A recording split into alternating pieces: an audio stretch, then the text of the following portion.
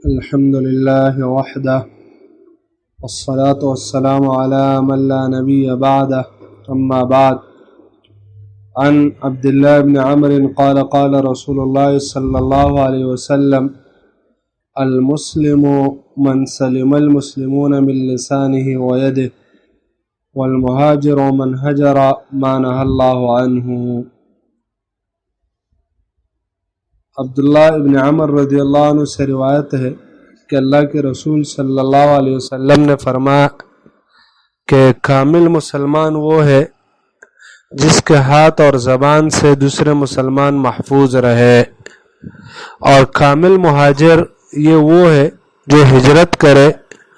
ان باتوں سے جس سے اللہ رب العالمین نے منع کیا ہے۔ عبداللہ ابن عمر رضی اللہ تعالیٰ عنہ کی یہ حدیث، اس میں اللہ کے رسول صلی اللہ علیہ وسلم نے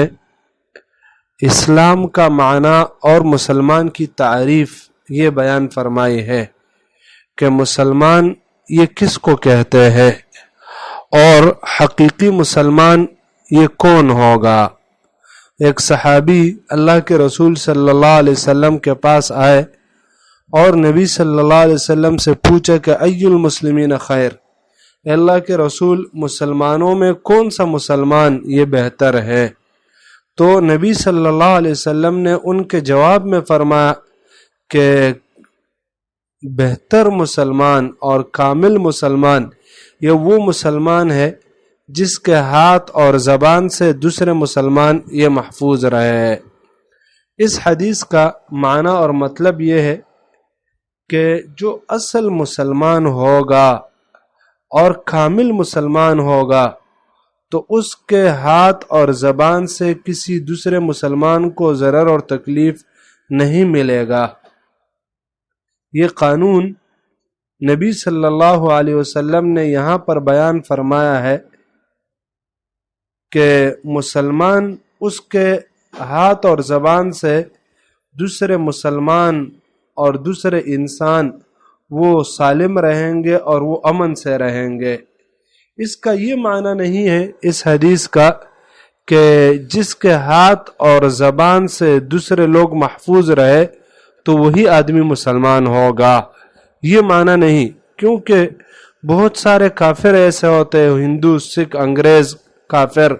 وہ ایسے ہوتے ہیں کہ ان کے ہاتھ اور ان کے زبان سے دوسرے انسان محفوظ رہتے ہیں، بلکہ یہاں پر مسلمان کی تعریف کی گئی ہے، اور مسلمان کا ایک علامہ اللہ کے رسول صلی اللہ علیہ وسلم نے بیان فرمایا کہ نبی صلی اللہ علیہ وسلم فرماتے کہ مسلمان اس کے ہاتھ اور زبان سے دوسرا مسلمان یہ محفوظ رہے گا۔ مسلمان وہ حقوق اللہ اور حقوق العباد ان کو ادا کرنے والا ہوگا۔ حدیث کا یہ بھی معنی نہیں کہ بس جس کے ہاتھ اور زبان سے دوسرا مسلمان محفوظ رہ گیا تو اب یہ کامل مسلمان یہ مسلمان ہو گیا، اگرچہ یہ باقی کچھ بھی عمل نہ کرے، نہ نماز پڑھے، نہ روزے رکھے، نہ زکوٰۃ، نہ جہاد، نہ حج، کچھ بھی نہ ہو، یہ پھر بھی مسلمان رہے گا؟ نہیں، بلکہ اس حدیث کا معنی یہ ہے کہ مسلمان تو وہ ہے جس کے ہاتھ اور زبان سے دوسرے مسلمان محفوظ رہے، اور اس عمل کے ساتھ ساتھ مسلمان میں دوسرے اعمال بھی ہوں گے، وہ مسلمان دوسرے اعمال بدنیہ، اعمال مالیہ، حقوق اللہ اور حقوق العباد ان کو بھی ادا کرنے والا ہوگا۔ تو ایک انسان اگر وہ حقوق اللہ اور حقوق العباد کو ادا کر رہا ہے اور ساتھ میں اس کے ہاتھ اور زبان سے دوسرے مسلمان محفوظ بھی ہے تو یہ کامل مسلمان ہے۔ اور اگر ایک آدمی وہ حقوق اللہ حقوق العباد ادا کر رہا ہے، نمازیں، روزے، زکوٰۃ، جہاد، یہ اعمال کر رہا ہے، مگر یہ کہ اس کے ہاتھ اور زبان سے دوسرے مسلمان محفوظ نہیں، اپنے ہاتھوں سے دوسرے مسلمانوں کو ضرر دیتا ہے، زبان سے دوسرے مسلمانوں کو ضرر دیتا ہے، تو ایسا انسان یہ کامل مسلمان نہیں ہو سکتا۔ اگرچہ یہ بھی مسلمان ہوگا مگر کامل مسلمان یہ نہیں ہوگا۔ اور اگر ایک آدمی کسی کو ضرر نہیں دیتا، تکلیف نہیں دیتا، لیکن اس انسان میں دیگر اعمال نہیں ہے، حقوق اللہ اور حقوق العباد کو ادا کرنے والا نہیں، تو یہ انسان بھی پھر کامل مسلمان نہیں۔ کامل مسلمان یہ وہی ہوگا جس میں سارے صفات جمع ہوں گے، سارے صفات، چاہے وہ حقوق اللہ اور حقوق العباد کا بھی ادا کرنے والا ہوگا، اور اس کے علاوہ اخلاق حسنہ، مسلمانوں کو ضرر اور تکلیف نہ دینا، یہ صفت بھی اس انسان میں موجود ہوگا۔ تو جب یہ دونوں صفات اس میں موجود ہو جائیں گے تو یہ کامل مسلمان ہوگا۔ پھر اس حدیث کا یہ معنی نہیں کہ مسلمان کو ضرر دینا یہ مطلقاً ناجائز، مسلمان کو عام اوقات میں ضرر دینا یہ ناجائز ہے، لیکن اگر مسلمان کوئی ایسا کام کر لے جس کی وجہ سے وہ موجب حد ہو جائے یا موجب سزا ہو جائے تو پھر ایسی صورت میں مسلمان کو بھی ضرر اور تکلیف دی جائے گی۔ مثلا ایک مسلمان ہے، وہ زنا کر لیتا ہے تو اس کو کوڑے مارے جائیں گے، اس کو سنسار کیا جائے گا۔ ایک مسلمان ہے، چوری کر لیتا ہے، اس کا ہاتھ کاٹا جائے گا، یا اس کے علاوہ اور کوئی جرم مسلمان کر لیتا ہے تو اس جرم کے بدلے میں مسلمان کو سزا دی جائے گی۔ یہ نہیں کہا جائے گا کہ بھائی یہ تو مسلمان ہے، اس کو ضرر مت دو، نہیں، یہ ضرر خود اس نے اپنے آپ کو دیا ہے کہ اس نے ایسا عمل کیوں کیا جس عمل کی وجہ سے یہ خود سزا کا مستحق ہوا۔ اس نے دوسرے کو ضرر دیا ہے، دوسرے کو قتل کیا ہے، زنا کیا ہے، دوسرے کا مال لوٹا ہے، تو اس وجہ سے یہ خود اس نے اس سزا کو دعوت دی ہے، اور یہ ضرر اس کو دوسرا مسلمان اور حاکم نہیں دے رہا بلکہ یہ خود اپنے آپ کو ضرر دے رہا ہے۔ تو الغرض مسلمان وہ ہوگا جس کے ہاتھ اور زبان سے دوسرے مسلمان محفوظ رہے۔ یہاں پر مسلمان کی قید آئی ہے کہ اس کے ہاتھ اور زبان سے دوسرے مسلمان محفوظ رہیں گے، تو کیا کافروں کو ضرر دیا جا سکتا ہے؟ تو کافر کی دو صورتیں ہیں، ایک تو وہ کافر ہے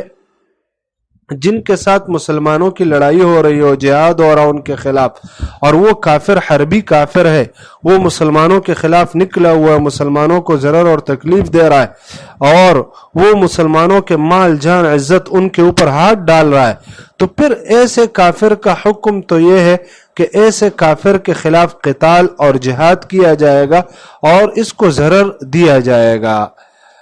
قتل کیا جائے گا، اس کا مال وہ مال غنیمت ہوگا مسلمانوں کا جو اس سے جہاد میں حاصل کر لے۔ اور دوسرا کافر وہ ہے جو ذمی کافر ہے یا مستأمن کافر ہے، اور وہ مسلمانوں کے خلاف لڑ نہیں رہا ہے، حربی نہیں، بلکہ وہ مسلمانوں کے ملک میں، مسلمانوں کے علاقے میں رہ رہا ہے اور بالکل امن سے رہ رہا ہے، کسی کو ضرر اور تکلیف نہیں دے رہا، تو اس صورت میں اس قسم کے کافر کو بھی ضرر اور تکلیف نہیں دی جائے گی، اس سے بھی اپنے ہاتھ اور زبان کو روکا جائے گا۔ اس کے خلاف آپ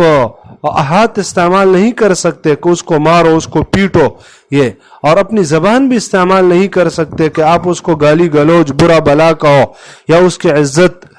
پر ہاتھ ڈالو۔ یہ کام کافر کے ساتھ بھی ناجائز ہوں گے۔ جو کافر مسلمانوں کے علاقوں میں امن سے رہ رہا ہے تو اس کافر کے حقوق کا بھی خیال کیا جائے گا، اور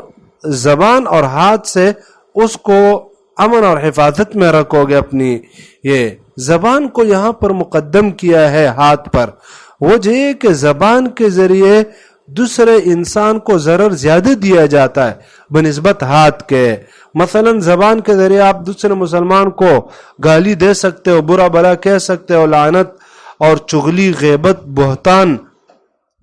اور اس کے علاوہ آپ کسی مسلمان کے خلاف تقریر بھی کر سکتے ہو غلط طریقے پر، تو اب یہ آپ اس مسلمان کو ضرر دے رہے ہو۔ اور باقی رہا ہاتھ کا ضرر تو وہ یہ کہ آپ مسلمان کے خلاف لڑائی کرو، مسلمان کو مارو پیٹو، اس کو جیل میں نہ حق ڈالنا،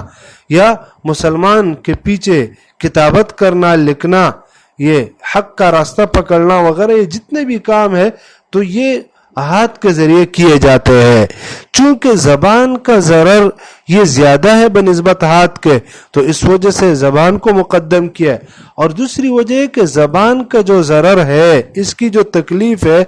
یہ عقل مند لوگوں کے لیے اس کی تکلیف زیادہ ہے بنسبت ہاتھ کے۔ مثلا آپ کسی کو ایک تھپڑ مارو تو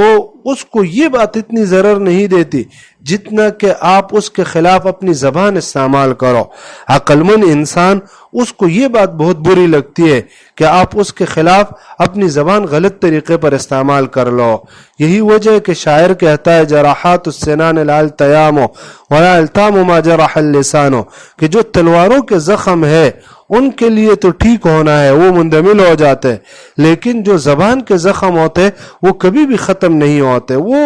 موت تک انسان کے دل پر لکھ جاتے ہیں، لکھ لیے جاتے کہ بھائی اس آدمی نے میرے خلاف یہ بات کی تھی، اس نے مجھے یہ برا بلا کہا تھا، اس نے مجھے گالی دی تھی، اس نے یہ کہا تھا، تو وہ بات گویا کہ انسان کے دل پہ نقش ہو جاتی ہے۔ تو اس وجہ سے زبان کا ضرر یہ زیادہ ہے۔ زبان کے ذریعے آپ قریب والے کو اور دور والے دونوں کو ضرر دے سکتے ہو، مگر ہاتھ کے ذریعے آپ صرف قریب والے کو دے سکتے ہو ضرر، دور والے کو ضرر نہیں دے سکتے ہو۔ اسی طرح آپ اپنے ہاتھ کے ذریعے تھوڑے لوگوں کو ضرر دے سکتے ہو، اور جبکہ زبان کے ذریعے آپ بہت ساروں کو ضرر دے سکتے ہو۔ پورے قبیلے کو آپ نے گالی دی، برا بلا کہا، تو دیکھو زبان کا ضرر یہ زیادہ ہو گیا۔ زبان کے ذریعے انسان ہر حاضر اور غائب سب کو ضرر دے سکتا ہے، جبکہ ہاتھ کے ذریعے آپ حاضر کو صرف ضرر دے سکتے ہو۔ ہاتھ کے ذریعے انسان صرف زندے کو ضرر دے سکتا ہے، جبکہ زبان کے ذریعے انسان زندہ اور مردہ سب کو ضرر دے سکتا ہے۔ تو چونکہ زبان اس کے نقصانات زیادہ ہے، اور اکثر انسان کی زبان یہ غلط استعمال ہوتی ہے۔ پہلے انسان کی زبان استعمال ہوتی ہے، اس کے بعد ہاتھ تک بات پہنچتی ہے۔ پہلے لوگ لڑائی سے پہلے ایک دوسرے کو گالی گلوچ اور اس کے علاوہ برا بلا کہتے، تو پھر اس کی بات بڑھتی بڑھتی آگے جا کر ہاتھوں تک اور ہاتھا پائی تک اس تک بات پہنچ جاتی ہے۔ تو چونکہ زبان یہ مقدم ہوتا ہے لڑائی اور ہاتھ کے استعمال پر، تو اس وجہ سے یہاں پر بھی اللہ کے رسول علیہ الصلاۃ والسلام نے زبان کو مقدم فرمایا ہے کہ المسلم من سلم المسلمون من لسانه ویدہ، کامل مسلمان وہ ہے جس کے زبان اور جس کے ہاتھ سے دوسرے مسلمان محفوظ رہے، اور کامل مہاجر وہ ہے جو ان چیزوں کو چھوڑ دے جس کو اللہ رب العالمین نے حرام کیا ہے، تو جو ان کو چھوڑ دے یہ کامل مہاجر ہے۔ اللہ رب العالمین سے دعا ہے کہ اللہ رب العالمین ہمیں ان لوگوں میں سے بنا دے جو دوسرے مسلمانوں کو ضرر نہیں دیتے، اور اللہ رب العالمین ہمیں مسلمان کو ضرر دینے سے بچائے۔ وصلی اللہ تعالی علی خیر۔